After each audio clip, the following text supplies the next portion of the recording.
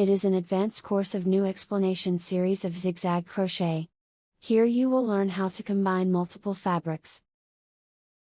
There are two methods, the method of combining cylinders and the method of shifting joint. First, let's take a look at how to combine the cylinders. There are three types of this: a type with joints, a type without joints, and a type connected by a chain bridge. First of all, let me explain the type with joints. This is a way to combine another tube while crocheting the main tube. It is combined by two rows, one to make a joint and the other to crochet the hole. In advance, crochet another tube to be combined. By the way, if the number of rows to be combined is an even number, we make a joint when we crochet the even number of rows of the main tube. If the number of rows to be combined is odd, we make a joint when we crochet the odd rows of the main tube. After making the joint, you crochet the whole two cylinders. At this time, you can either crochet while looking at the right side or crochet while looking at the wrong side, so that both cylinders are the same. As an example, I have prepared 3 rows tube with 30 stitches per row.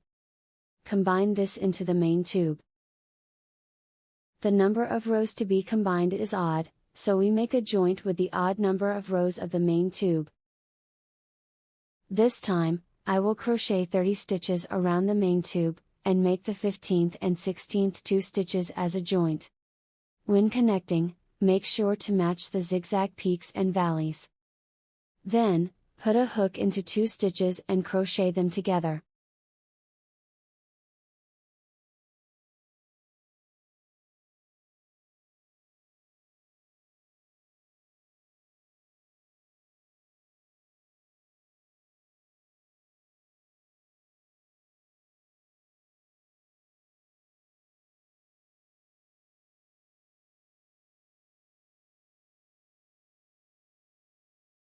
After crocheting the joint, I will crochet the main tube again.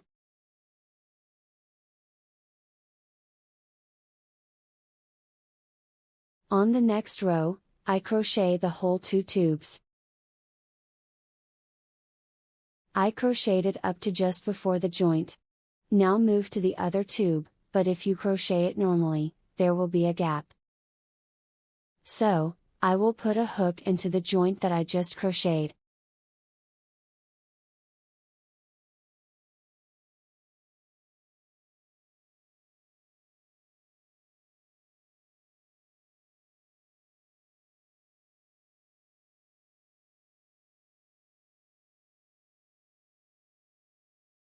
The tube to be combined is crocheted, and when returning to the main tube, it is crocheted together with the joint in the same way to eliminate the gap.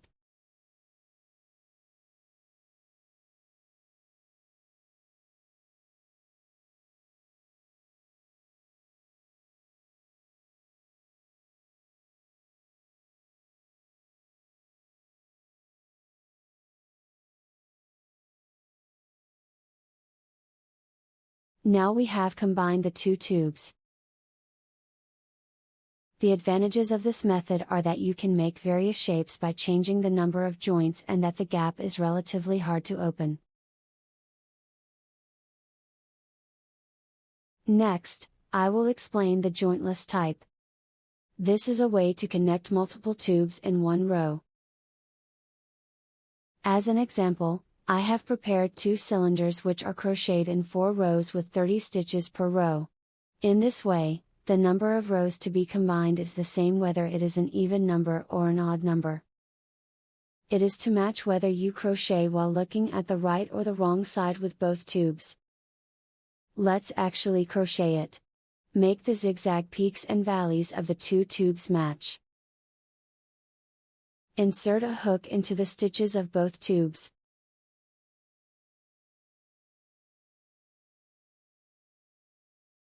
At this time, if you threw not only the thread visible above but also the thread hidden below, you can make the gap smaller.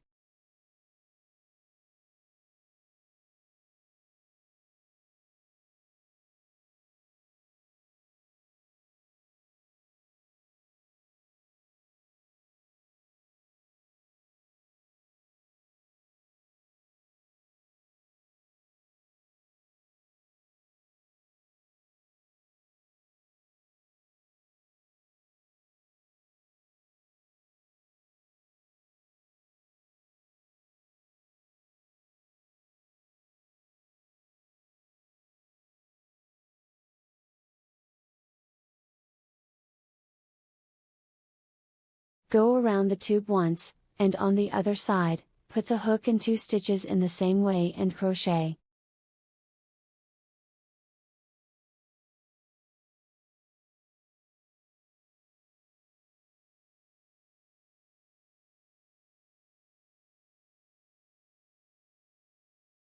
Now we have combined the 2 tubes. This time I connected the rows while looking at the right side, but the way is the same when you crochet while looking at the wrong side. Put a hook into 2 stitches of the same direction and crochet them together.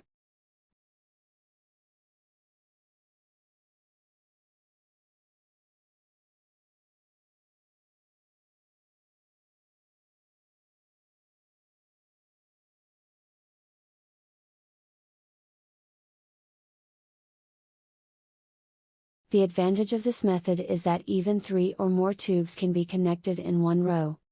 However, it is impossible to adjust the number of joints, so tubes are always connected at 2 points.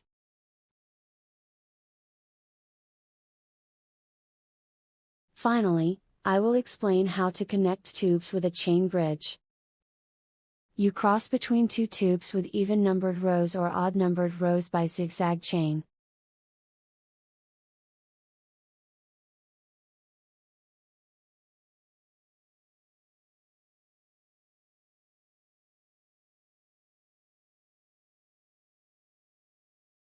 You can see the zigzag structure continuing from tube to chain to tube.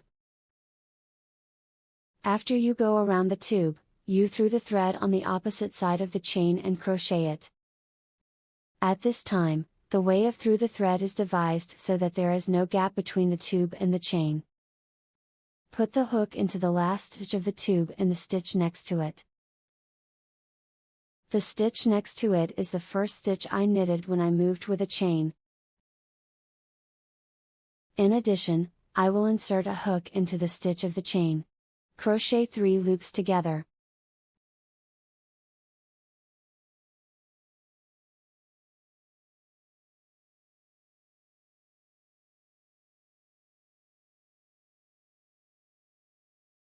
Do the same when moving from chain to tube.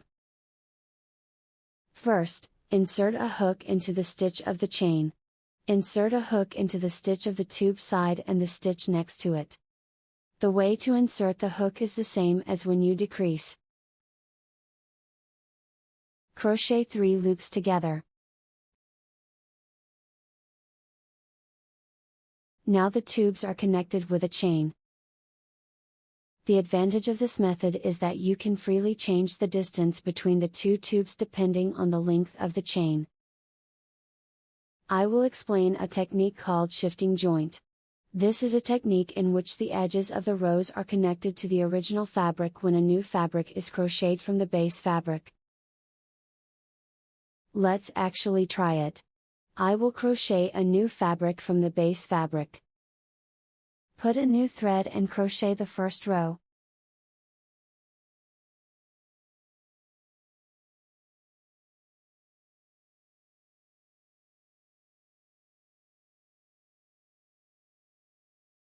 When you move to the second row, you do the same operation as the circular crocheting. Turn the fabric clockwise and temporarily remove the hook from the loop. Insert a hook into the next stitch of the base fabric and pull at the loop. Next, crochet the second row.